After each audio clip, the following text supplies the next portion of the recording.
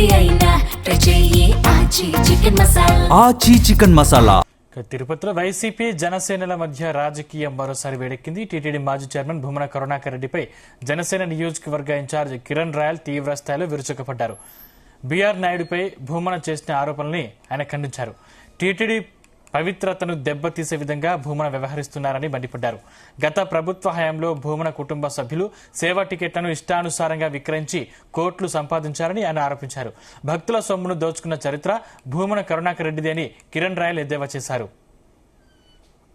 తిరుమల మీద ఎంత తక్కువ మాట్లాడదామని ప్రయత్నించినా ఏదో ఒక వివాదం వైసీపీ వాళ్ళకి కావాలని తీసుకొచ్చి మాట్లాడే విధంగా వాళ్ళు చేయడం కరెక్ట్ కాదు. ఉదాహరణకి 2023లో కరుణాకర్ రెడ్డి హయాంలో ఆయన కొంత వందల మందిని ఉద్యోగంలో చేర్చాడు. లక్ష్మీ శ్రీనివాస కాంట్రాక్ట్ కానివ్వండి, ఇంకో కాంట్రాక్ట్ కానివ్వండి, ఇంకోటి కానివ్వండి, కొంత వందల మందిని ఆయన 2 లక్షలు 3 లక్షలు లేదా వాళ్ళ అనుచరులు డబ్బులు తీసుకునో ఏదో విధంగా ఆయన ఉద్యోగంలో చేర్చారు. దాంట్లో కొంతమంది దొంగలుగా మారారు. దొంగలుగా మారారా లేదా దొంగలనే తీసుకొచ్చి చేర్చారా తెలీదు. దొంగలుగా మారారా దొంగలు తీసుకొచ్చి చేర్చారా మనం విచారణ చేసుకోవాలి.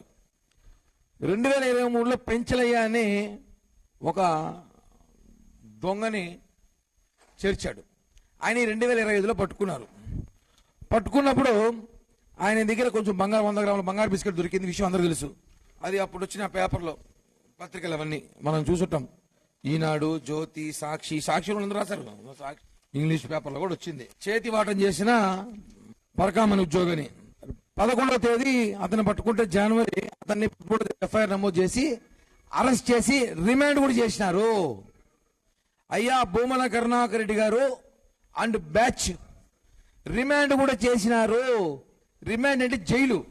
రిమాండ్ అంటే చెట్టు కింద పంచాయతీ కాదు, జైలుకు కూడా పంపించారు. అతను జైల్లో